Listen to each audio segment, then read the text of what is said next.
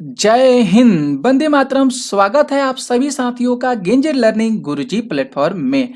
तो आज की जो टॉपिक होगी वह भी होगी भारतीय राष्ट्रीय आंदोलन से रिलेटेड प्रश्न आज की क्लास में करेंगे हम लोग। पिछले लेक्चर में हम लोग भारतीय राष्ट्रीय आंदोलन से ही प्रश्नों को किए थे और उसके आगे आज की क्लास में हम लोग प्रश्न करेंगे, क्योंकि ये जो टॉपिक है बहुत इंपॉर्टेंट टॉपिक है, बहुत जो है मजेदार टॉपिक है। इसको पढ़ने में बहुत मजा आता है, आनंद आता है। तो ये कह सकते हैं ये जो भारतीय राष्ट्रीय आंदोलन है, ये उच्च माध्यमिक शिक्षक भर्ती और प्राथमिक शिक्षक भर्ती के लिए बहुत इंपॉर्टेंट है।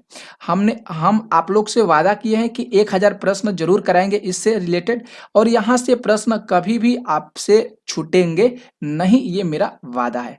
तो आइए हम लोग अपने प्रश्न पर देखते हैं, 31 प्रश्न को। 31 जो प्रश्न है कि ब्रिटिश हाउस ऑफ कॉमन्स का चुनाव जो है, जिस प्रथम भारतीय ने लड़ा था उस भारतीय का क्या नाम है? तो यहाँ पे देखें तो राइट आंसर जो ए हो रहा है ये बिल्कुल सही हो रहा है, दादा भाई नौरोजी। दादा भाई नौरोजी जो है ये ब्रिटिश हाउस ऑफ कॉमन्स का चुनाव जो है प्रथम बार लड़े थे, और ये प्रथम भारतीय भी थे। और दादा भाई जो नौरोजी हैं, ये ब्रिटिश संसद के सदस्य बनने वाले पहले भारतीय भी माने जाते थे। ओके, तो ए विकल्प यहाँ पे सही हो रहा है। अगले प्रश्न पे आते हैं 32। यहाँ पे जो 32 नंबर प्रश्न है कि किसने कहा था कांग्रेस पतन के लिए लड़खड़ा रही है।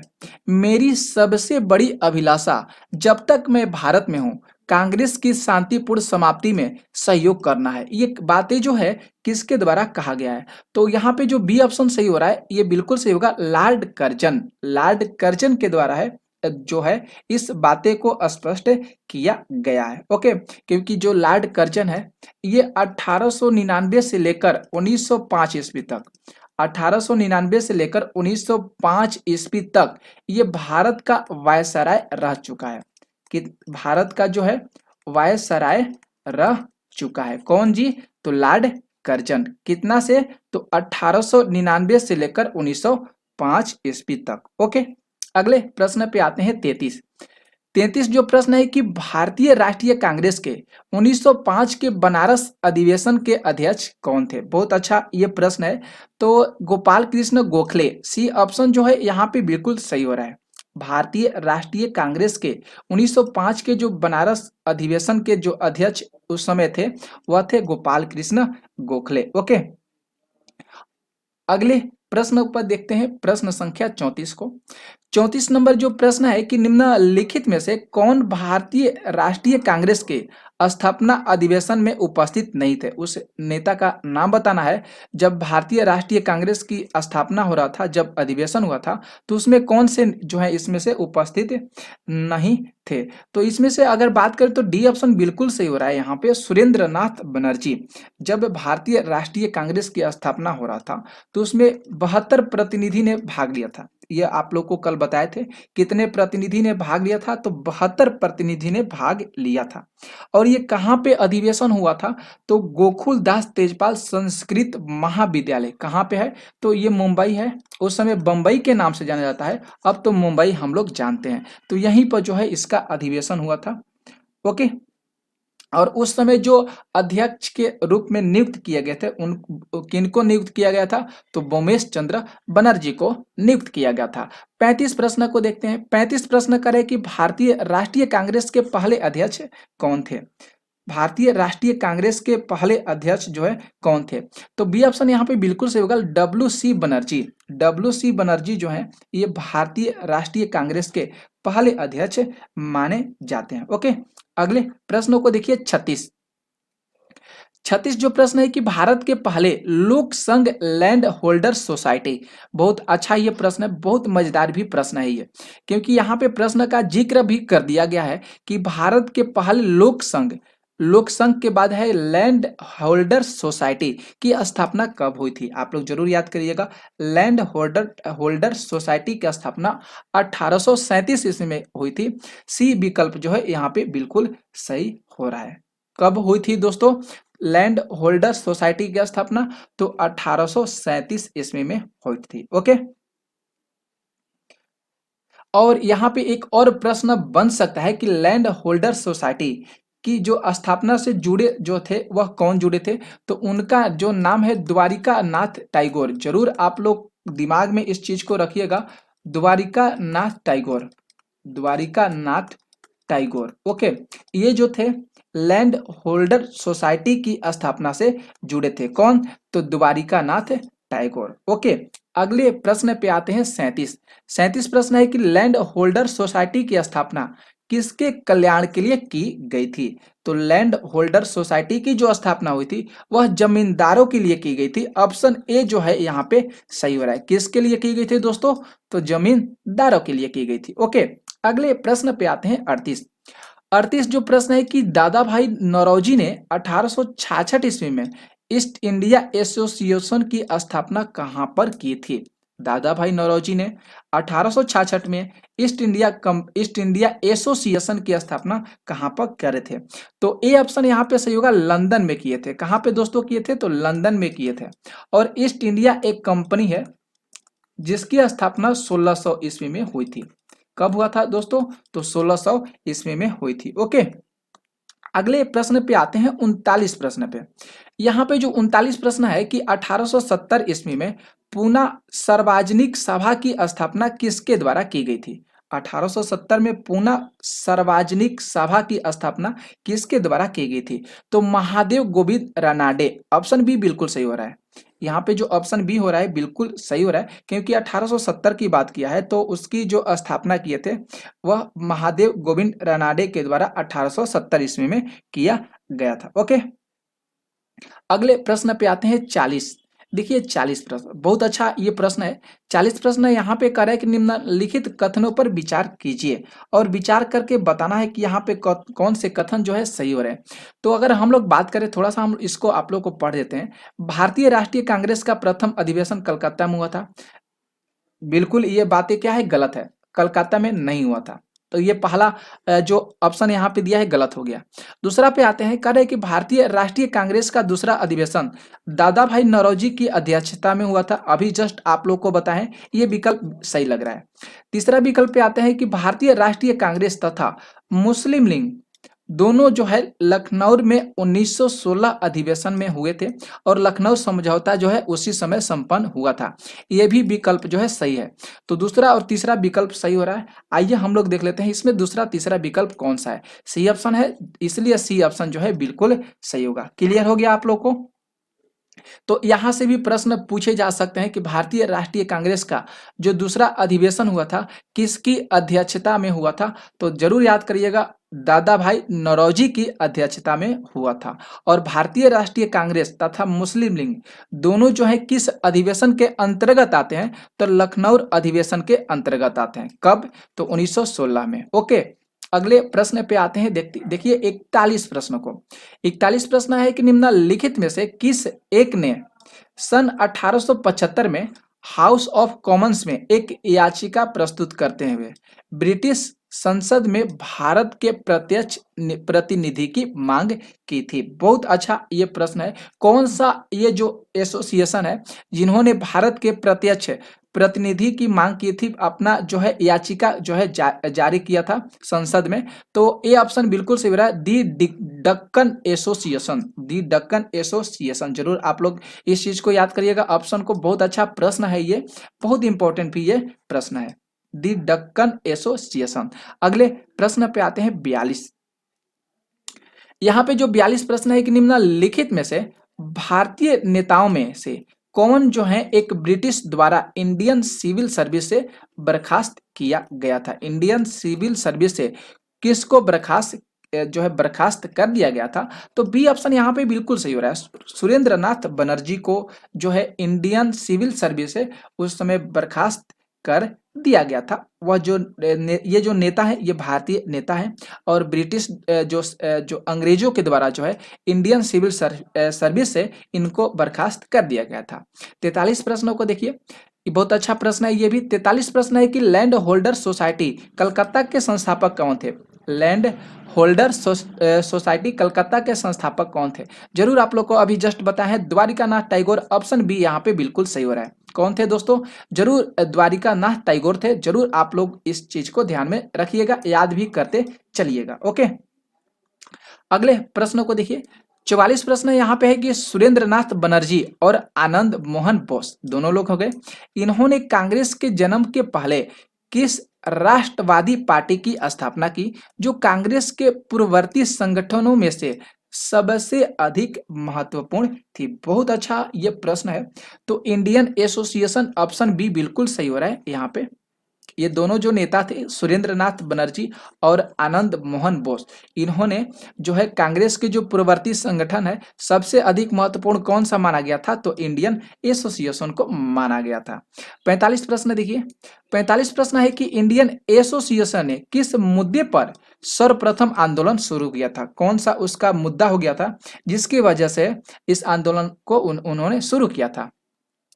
तो ए ऑप्शन को अगर हम लोग देखें तो बिल्कुल सही हो रहा है, क्योंकि भारतीय प्रशासनिक सेवा के नियम के में सुधार और परीक्षा में बैठने की अधिकतम जो उम्र है उसी के बढ़ाने के उपरांत जो है ये आंदोलन को किया गया था। तो ए ऑप्शन यहाँ पे बिल्कुल सही हो रहा है। ओके, अगले प्रश्नों को देखिए, यहाँ पे 46 प्रश्नों को, यहाँ पे जो 46 प्रश्न है कि इंडियन एसोसिएशन द्वारा कलकत्ता में आयोजित अखिल भारतीय राष्ट्रीय सम्मेलन, जिसको इंडियन नेशनल कॉन्फ्रेंस कहते हैं, कब हुआ था? बहुत अच्छा प्रश्न है। तो 83 में हुआ था, 1883 जरूर याद करिएगा। इंडियन एसोसिएशन द्वारा कलकत्ता में जो अखिल भारतीय राष्ट्रीय सम्मेलन हुआ था उस यह कब हुआ था? तो 1883 ईस्वी में हुआ था।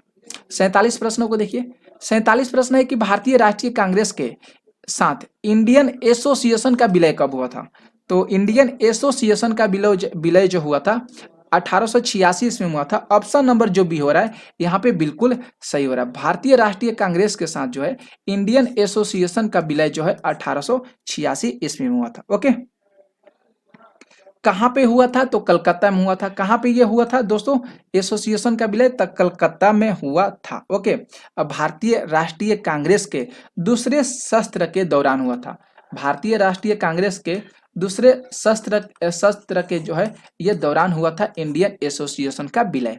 अगले प्रश्नों को देखिए, 48 प्रश्न है कि भारतीय राष्ट्रीय कांग्रेस के प्रथम सत्र की बैठक में कितने प्रतिनिधियों ने भाग लिया था? अभी जस्ट आप लोग को बताया और कल के भी लेक्चर में बताए थे, 72 प्रतिनिधियों ने भाग लिया था। ऑप्शन ए जो है यहाँ पे सही हो रहा है। 49 प्रश्न देखिए, 49 प्रश्न करे कि निम्नलिखित में से किसने भारतीय राष्ट्रीय कांग्रेस की अध्यक्षता 2 बार की है? बहुत अच्छा सा प्रश्न है ये। तो वेडरबर्न, ये ऑप्शन बी जो है यहाँ पे सही हो रहा है। भारतीय राष्ट्रीय कांग्रेस की 2 अध्यक्षता किए थे 2 बार, उनका जो नाम है वेडरबर्न होगा। ऑप्शन बी बिल्कुल सही हो रहा है।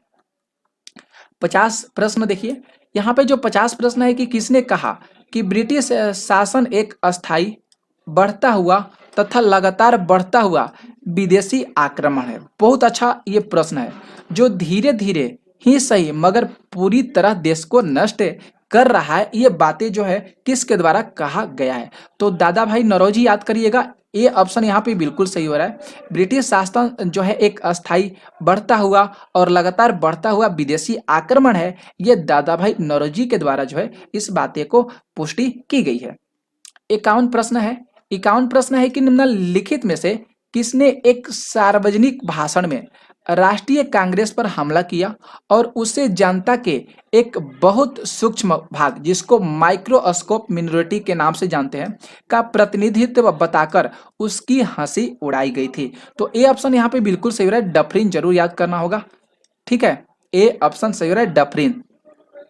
52 यहाँ पे प्रश्न है कि किसने कहा कि मुझे खुशी है कांग्रेस बराबर नीचे की ओर जा रही है क्योंकि यह राजद्रोही संस्था है, इसके नेता जो होंगे संदिग्ध चरित्र के लोग हैं। ये बातें किसके द्वारा कहा गया है? तो एल्गिन द्वितीय के द्वारा जो है इस बातें की पुष्टि की गई है। तो ऑप्शन बी यहाँ पे सही हो रहा है। अगले प्रश्नों को देखिए, 53 प्रश्नों को। 53 यहाँ पे प्रश्न है कि निम्नलिखित में से कौन कौन कांग्रेस के विरोधी थे? इसमें 4 विकल्प में से बताना है कौन कौन जो है कांग्रेस के विरोधी थे। तो सैयद अहमद खान, ये भी बिल्कुल सही हो रहा है। बनारस के राजा शिव प्रसाद सिंह, हैदराबाद के नवाब और दिनसा मानकजी पेटिट, ये चारों विकल्प जो हो रहे हैं ये बिल्कुल सही हो रहे हैं। ये जो है कांग्रेस के विरोधी नेता माने जाते हैं।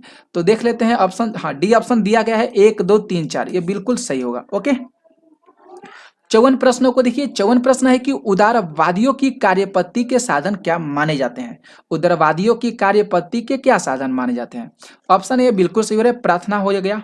इसके बाद याचना और विरोध, तीनों जो हैं उदारवादियों की कार्यपद्धति के साधन माने जाते हैं, क्योंकि भारत में राजनीतिक चेतना, राष्ट्रीय भावना जगाने के लिए एक शक्तिशाली जनमत को तैयार करना होता है और उसके साथ जो है राजनीतिक प्रश्नों को भी तैयार करना होता है। ओके, इसलिए प्रार्थना, याचना और विरोध तीनों सही हो रहा है। अगले प्रश्न देखिए 55 प्रश्न है कि उदारवादियों की कार्यपद्धति को किसने भीख मंगी राजनीति, जिसको पॉलिटिकल मेंडेसिकेंसी के नाम से संज्ञा दी गई है।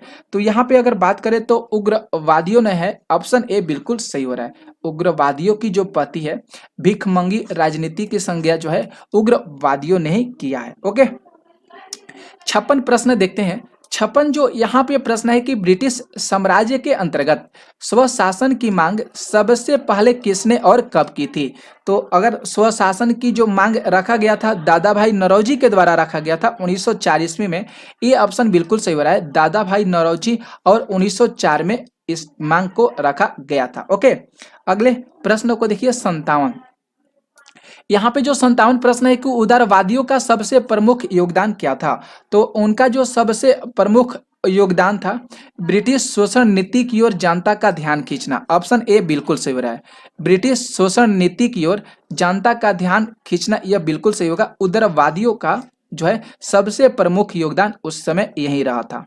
58 प्रश्न का जिक्र करते हैं। 58 प्रश्न है कि किसने कहा था हमें मर्दों की तरह खुलकर कहना चाहिए, हम अपनी मजा तक राजभक्त हैं, हमें अंग्रेजी राज्य से हुए फायदों का ज्ञान है। तो ये भी बातों को जो पुष्टि किए हैं दादा भाई नौरोजी ही किए हैं, ये विकल्प यहाँ पे बिल्कुल सही हो रहा है।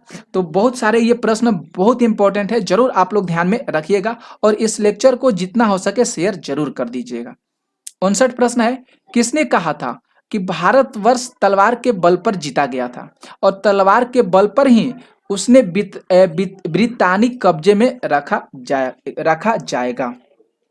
तो इस बातें की जो पुष्टि किया गया है एल्गिन के द्वारा किया गया है। ऑप्शन ए जो है बी, ऑप्शन ए नहीं बी ऑप्शन जो है सही हो रहा है। 60 प्रश्नों को देखते हैं। यहाँ पे जो 60 प्रश्न का है कि किसने उदारवादियों के संबंध में कहा है कि अपनी शिकायतों का निवारण करने और रियासत पाने के लिए उन्होंने 20 साल से अधिक समय कमोबेश से जो आंदोलन चलाया उसने रोटियों के बजाय पत्थर मिले। तो इस बातें की जो पुष्टि किया गया है लाला लाजपत राय के द्वारा किया गया है। ऑप्शन ए जो है यहाँ पे सही हो रहा है। 61 प्रश्नों को देखिए। 61 प्रश्न करे कि किस उग्रवादी नेता ने उदारवादियों के संबंध में कहा है कि यदि हम साल में एक बार मेढकों की तरह टरटरा करके चुप रहें तो हमें कभी भी अपने प्रयासों में सफलता कभी नहीं मिल सकती है। इस बातें को अभी जो पुष्टि किया गया है बाल गंगाधर तिलक के द्वारा किया गया है। ऑप्शन बी यहाँ पे सही हो रहा है। बहुत अच्छे सारे प्रश्न ये हैं, बहुत इंपॉर्टेंट प्रश्न भी हैं। अब 62 प्रश्नों को देखिए। 62 प्रश्न है कि 1897 में किसकी गिरफ्तारी के बाद राष्ट्रीय कांग्रेस में एक नया मोड़ आ गया था। तो बाल गंगाधर तिलक की गिरफ्तारी में जो है राष्ट्रीय कांग्रेस में एक नया मोड़ देखने को उस समय मिला था। तो आज की लेक्चर में हम लोग 62 प्रश्न ही किए, 31 से लेकर 62 प्रश्न। ये लेक्चर आपको कैसा लगा जरूर कमेंट करके बताइएगा। और हम लोग दोपहर में जो है हिंदी के प्रैक्टिस सेट करेंगे, वो भी आपके लिए बहुत इंपॉर्टेंट होगा। आप लोग भी उस लेक्चर को जरूर देखिएगा दोपहर में। तो आज की क्लास हम लोग यहीं पे समाप्त करते हैं, मिलते हैं नेक्स्ट वीडियो में। तब तक के लिए आप लोग को जय हिंद, जय भारत।